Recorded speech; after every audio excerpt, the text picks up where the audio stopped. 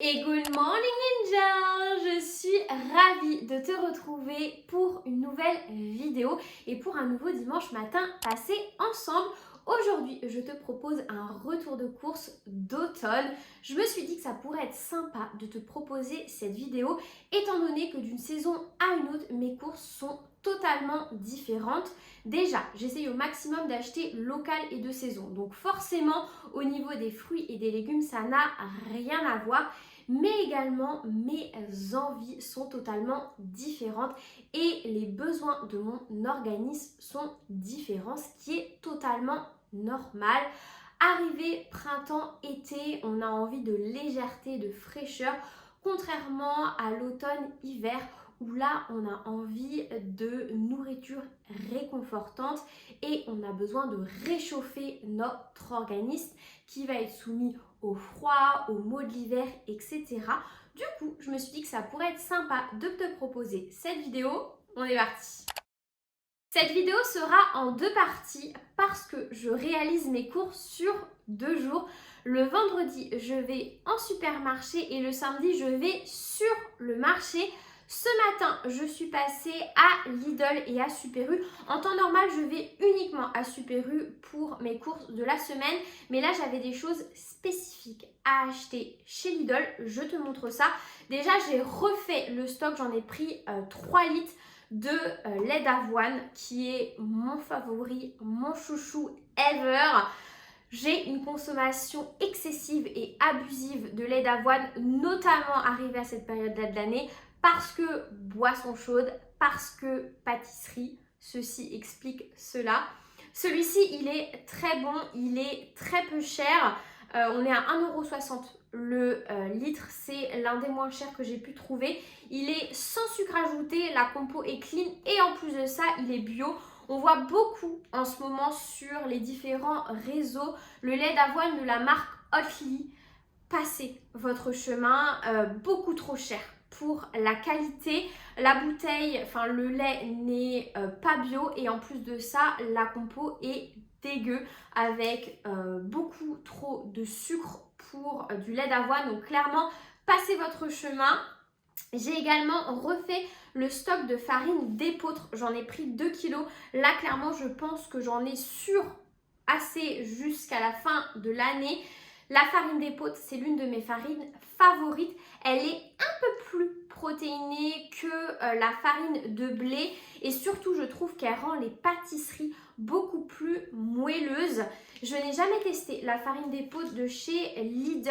D'habitude, je prends celle à Super U d'une marque d'un grand distributeur, mais celle-ci est 2 fois moins chère. Donc clairement, j'en ai pris 2 kilos. J'espère, en tout cas, je pense qu'elle sera aussi bonne.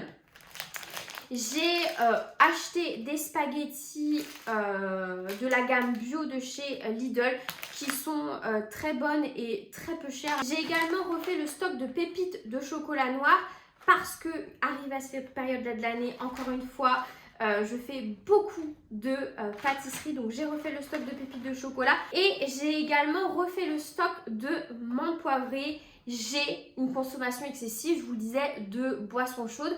Donc ça peut être des lattés, des chocolats chauds avec le lait d'avoine, mais j'ai également une consommation excessive de thé et d'infusion, et notamment l'infusion menthe poivrée qui est ma grande favorite.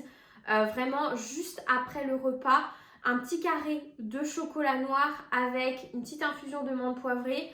Je ne peux pas terminer mon repas sans mon infusion de menthe poivrée et mon carré de chocolat noir, vous le savez maintenant.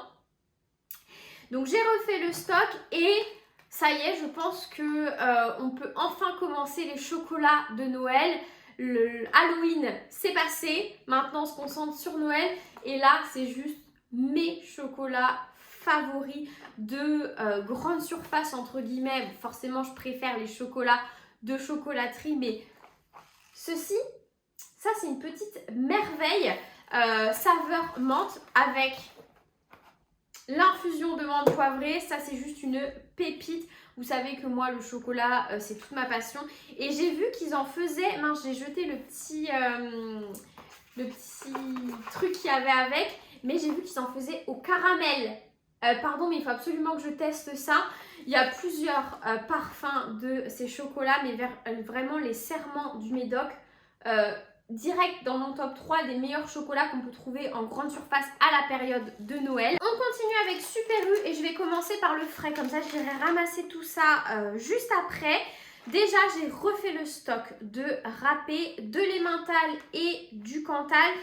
C'est vrai qu'on va pas se mentir, mais arrivé à cette période-là de l'année, on consomme nettement plus de fromage. Enfin, en tout cas, moi, je consomme très peu de fromage printemps-été. Par contre, arrivé à cette période-là de l'année, déjà, on a beaucoup plus de plats à base de fromage. Je pense à tout ce qui va être raclette, fondue, tartiflette, même si moi, j'aime pas ça. Enfin, j'aime pas la tartiflette. Par contre, la raclette, ma vie. Mais voilà, on a beaucoup plus envie de plats que je vous disais tout à l'heure, de nourriture réconfortante. Donc forcément, tout de suite, le fromage fait son apparition. Et pour moi, les râpés, c'est juste indispensable pour tout ce qui va être grilled cheese, pâtes, mais également gratin, etc. Clairement, j'en mets absolument partout. La semaine prochaine, j'ai prévu de faire des lasagnes. Donc, fromage. Qu'est-ce que j'ai prévu de faire d'autre? J'ai prévu de faire des grilled cheese aussi. Fromage, fromage partout. J'ai également acheté de la pâte feuilletée. Ça, c'est pas spécifiquement pour cette période-là de l'année parce que j'en achète un petit peu toute l'année. Mais là, j'ai envie de vous faire une recette pour Instagram, pour le format court, style réel, etc. Donc voilà, j'ai acheté de la pâte feuilletée. Et alors ça c'est un petit peu toute l'année, hein, mais du beurre, j'en consomme forcément plus arrivé à cette période-là de l'année parce que je le disais tout à l'heure, pâtisserie, donc forcément beaucoup plus de beurre et de la crème fraîche 30% parce qu'ici on veut du gras. Pour tout ce qui est fruits et légumes, donc je vous disais ça, j'achète ça essentiellement le samedi sur le marché, mais j'achète toujours par contre mes bananes à Super U. Parce que bah voilà, forcément c'est pas local, donc ça sert à rien que j'aille les acheter sur le marché. Ce n'est pas un petit producteur qui va me vendre ces bananes. Donc voilà, je les prends maintenant bio, chose que je ne faisais pas avant. Vous savez, je me fie beaucoup à la Dirty Dozen list pour tout ce qui va être pesticides. Mais en ce moment, je lis et je me renseigne encore plus sur les pesticides. Et apparemment, les bananes, c'est quand même vachement craignos. Même si c'est une peau beaucoup plus épaisse que par exemple les fraises qui sont numéro 1 sur la Dirty Dozen list. Apprends à parler Victoria. Du coup, j'achète toujours mes bananes à Super U et maintenant je les prends bio, histoire que ce soit quand même un petit peu moins craignos pour moi et ma santé. Des aliments que je consomme énormément arrivés à cette période-là de l'année, ça va être tout ce qui va être pulpe de tomates, tomates entières pelées, concentré de tomates. Ça, c'est des aliments que je consomme énormément arrivés à cette période-là de l'année. Tout simplement parce que ce n'est plus la saison des tomates.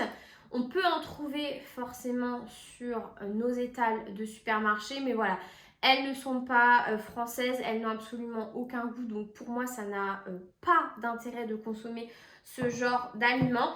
Mais j'ai quand même énormément de recettes à base de tomates dans mon alimentation parce que voilà, la tomate, c'est juste toute ma vie. Donc arrivé à cette période-là de l'année, je remplace les tomates fraîches par ce type d'aliments. Et ça vraiment, c'est très spécifique à cette période-là de l'année. Comme d'habitude, du chocolat. Moi, je suis mise chocolat. Donc là, du chocolat noir 85. J'ai également refait le stock de graines. J'en consomme de manière générale toute l'année. Mais encore plus arrivé à cette période-là parce qu'elles sont extrêmement riches en micronutriments, ce qui est essentiel en fait pour les maux de l'hiver. Donc là, j'ai acheté des graines de chia qui sont riches en fibres, donc parfaites pour nourrir notre microbiote intestinal. Elles sont également riches en oméga 3, donc anti-inflammatoires. Et j'ai également acheté des graines de courge qui d'ailleurs, comme les graines de chia, sont riches en protéines. Elles sont vraiment, en fait les graines, c'est vraiment, il faut les voir comme des concentrés de micronutriments. C'est ultra intéressant de les intégrer dans son alimentation toute l'année, mais encore plus à cette période-là de l'année. Et je ne sais pas si vous le savez, mais les graines de courge sont vermifuges. Donc si vous avez des animaux, c'est toujours sympa d'en consommer. Cet aliment-là, je ne l'achète qu'à cette période-là de l'année et c'est toute mon enfance.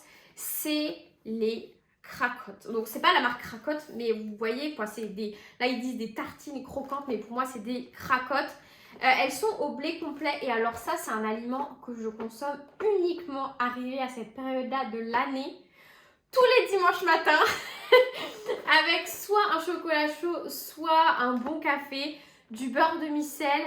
Je trempe mes petites cracottes et vraiment ça c'est le petit déjeuner de mon enfance. J'en consommais énormément. En fait à cette période-là de l'année je me rends compte que j'ai envie d'aliments un petit peu régressifs qui me rappellent mon enfance. Et alors clairement les cracottes c'est toute ma vie.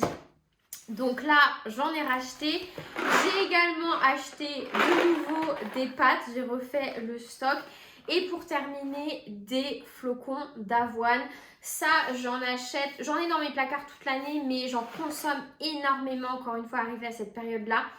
Parce que j'ai envie de petit déjeuner beaucoup plus, pas réconfortant, mais qui tiennent beaucoup plus au corps, contrairement à l'été, printemps-été où j'ai envie de choses un peu plus légères. Là, arrivé à cette période-là, j'ai envie de porridge, de bowl cake. Donc forcément, je consomme beaucoup plus de flocons d'avoine. Et en ce moment, je suis dans ma grosse période oatmeal cookie. J'ai une recette que je vous ai partagée sur mes réseaux. Cette recette, c'est juste une merveille. J'en fais toutes les semaines en ce moment. Et donc, c'est à base de flocons d'avoine. Voilà. Vraiment, les flocons d'avoine, c'est même pas que pour le petit-déj. Hein. C'est aussi pour le goûter. Des fois, les cookies, je les trempe avec mon carré de chocolat et mon infusion. Bref, je fais que bouffer. Arrivé à cette période de l'année, c'est une catastrophe. Ce matin, sur le marché, j'ai acheté des carottes. Un brocoli, c'est le retour, c'est le début de la saison. J'aime bien acheter un brocoli pour avoir des légumes en fin de semaine. Lorsque je n'ai plus de meal prep, je me fais cuire mon brocoli à la vapeur ou à l'eau et ça me fait mes légumes de fin de semaine. Des pommes, des patates douces, les premières également de la saison. Quand je les ai vues, je me suis dit que j'avais très envie de frites de patates douces. Par contre, je n'ai pas regardé le prix.